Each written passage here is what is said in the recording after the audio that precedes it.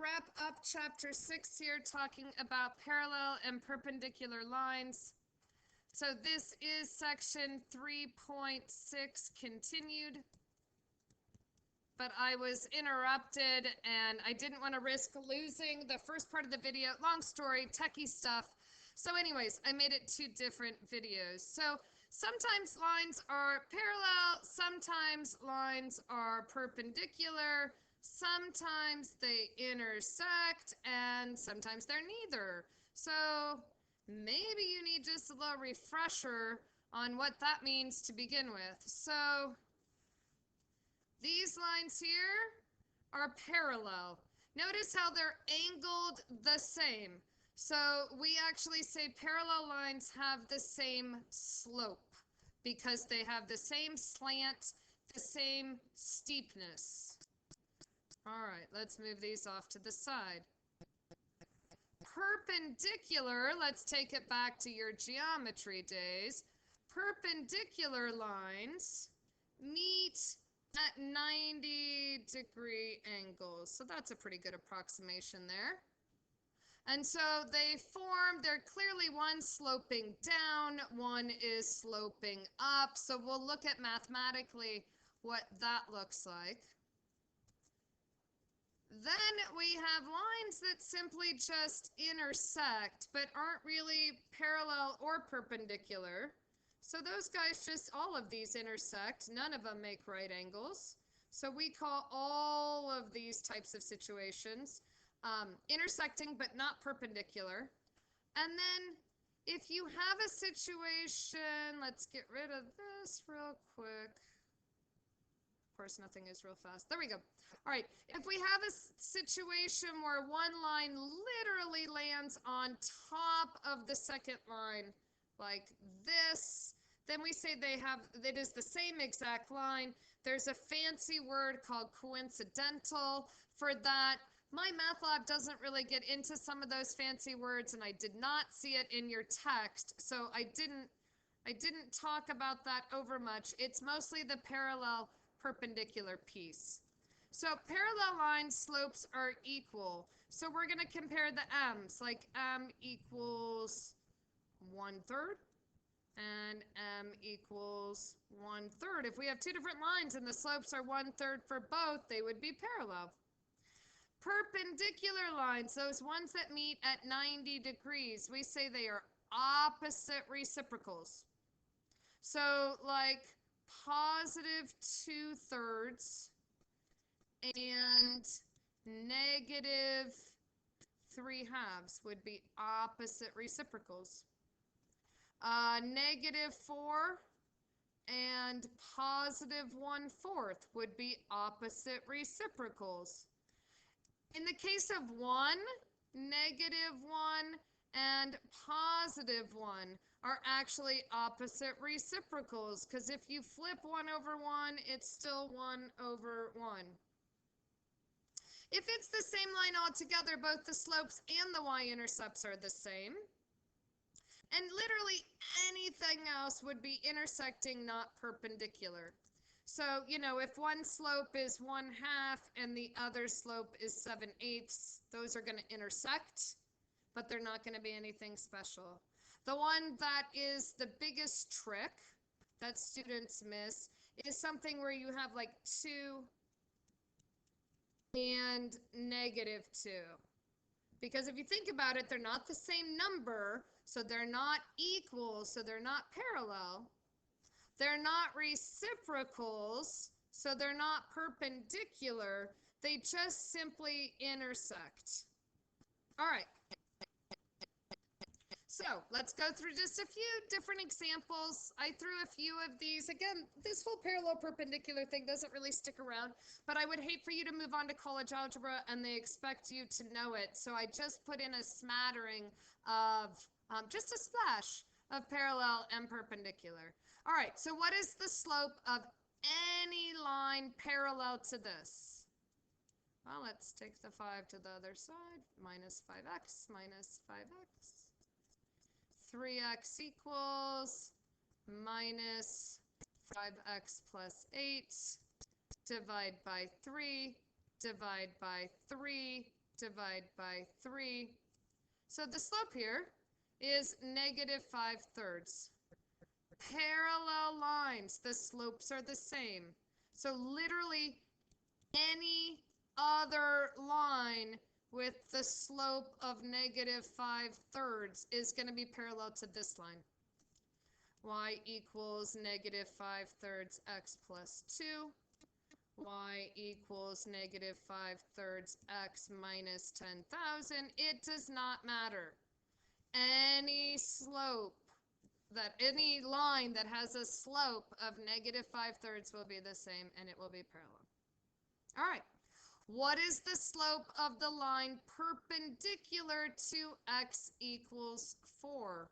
Well, remember that the line x equals 4, here's one of those like kind of exceptions to the rules that I just wanted to touch on. The line x equals 4 is this vertical line. I don't want that in purple. Let me just switch colors real quick. Is right there. It's a vertical line. There is the line x equals 4. This line is undefined. What is going to make a right angle with that? It's kind of a logic question in a way. I just want you to think it through. Since that is a straight vertical line, literally any horizontal line, any horizontal would form a right angle.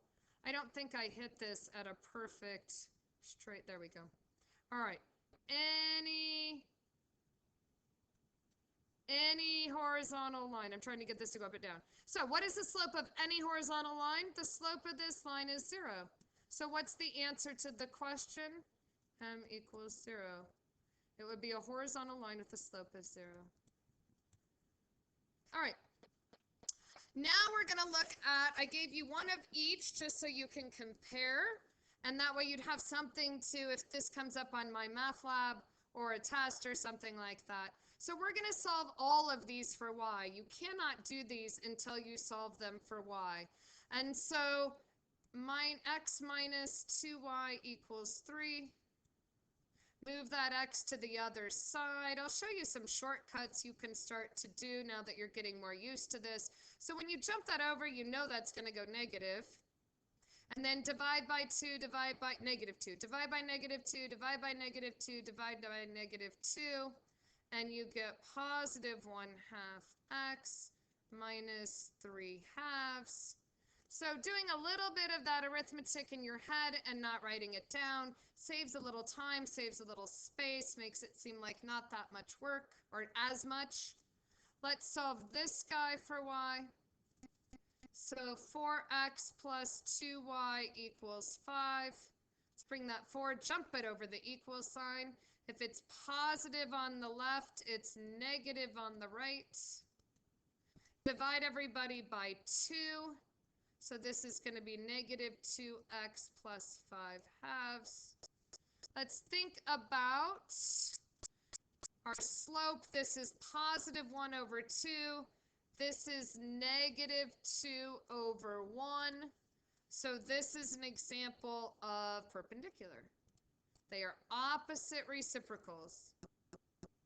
Doing the same thing here, you can pause the video if you want and you can kind of try your hand at it.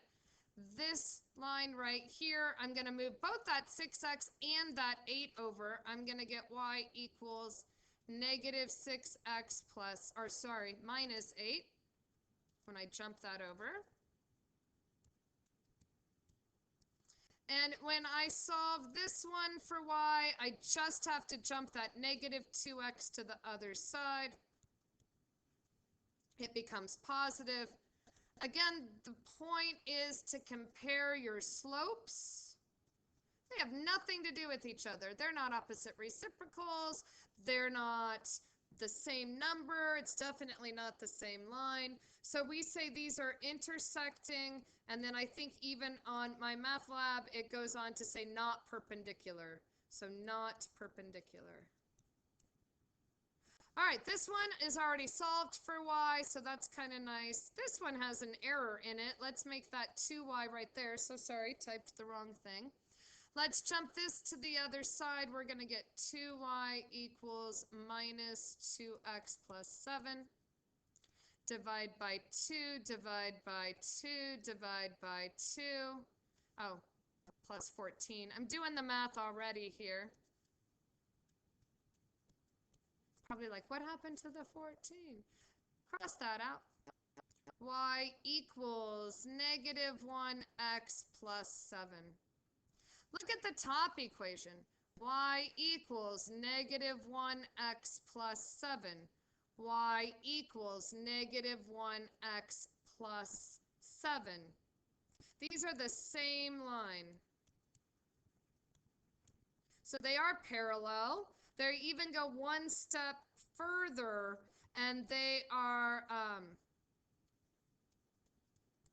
coinciding. That's the word I was looking for, coinciding. Did I say coincidental? It is Friday afternoon. So here I just put the same. So that's good. Slopes and intercepts are equal. I didn't write anything because the word just wasn't coming to me. So they coincide, kind of like coexisting. They coincide. There we go. All right, last one. So we've had a perpendicular, we've had just intersecting, we've had the exact same line, both intercept and slope. Here, I would imagine, if I didn't screw it up, that I gave us one where it's just going to be parallel. So notice this one is just written backwards. So we can just rewrite that. Y equals 2x minus 1. And then this one, I need to move that negative 4x over. So this is the one I'm working on right here. I get 2y equals 4x plus 7. So divide by 2, divide by 2, divide by 2. Y equals 2x plus 7 halves. Don't worry that that's a fraction, because the only thing you're caring about, once again, is comparing that slope. So both slopes are 2. When slopes are the same, we say the lines are parallel. And that is just kind of the symbol for parallel, because they look parallel. All right. Find the equation of the line. Here's the challenge question of the chapter. There's exactly one on the homework. If this gets to be like, I don't get it, we're not going to talk about this. Like, there's just one question on the homework. I do not put any other questions on. Maybe I'll have a bonus one when I create the test. Who knows? All right. Step 1, find the slope. So let's solve for y. We should be really good at that by now. Step 2, since it's perpendicular, we're going to write the opposite reciprocal slope. We're going to change the slope to the opposite reciprocal. Step 3, we're going to plug into y minus y1 equals mx minus x1. There's that point slope form coming up again. And then we're going to solve it for y.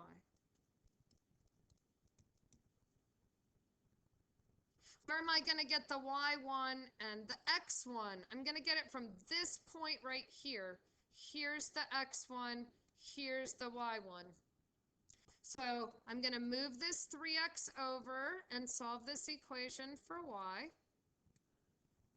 And I get y equals negative 3x plus 8. This is my slope, negative 3. But the slope I want to use is the opposite reciprocal. So m equals, I'm going to flip it to 1/3. And I'm going to make a negative a positive. I'm going to plug that in for the m right here. I'm going to use, I wish I could point. I'm going to use the x1 is 3 and the y1 is 7. So y minus 7 equals 1/3, parentheses, x minus 3. Distribute that slope, distribute that 1/3. I get 1/3 x minus 1/3 times 3 is just 1. Oops, no parenthesis needed. I knew that was going to erase that before I even started. All right, So there we go. Add the 7 to both sides to solve it for y, and we get y equals 1/3 x plus 6. So if you were to graph this and you were to graph this, they would look like they met at right angles. This one would be going like that, and this one would be going like this, a little flat. Oops, that's not a great line. Well, you get the idea. And they would meet at a 90-degree angle. All right, so that is the end of chapter 3. You are going to notice that when you watch the videos for chapter 7, I repeat a lot of this information because when you teach 120, you don't do chapter 3. So I have to review a lot of that stuff within chapter 7. And the videos I have from chapter 7 is from the fall semester because normally 120 is the class that I teach every semester. So it is going to be a nice little review for you. So feel free to watch that again if you want a recap of some of this. You need to watch for some of it also because I do some application problems that I skipped in chapter 3 because we will do them again in chapter 7. So congratulations for knocking another chapter of videos off, and I hope you do well on your homework. Reach out to me as always with any questions, and I wish you success. Take care.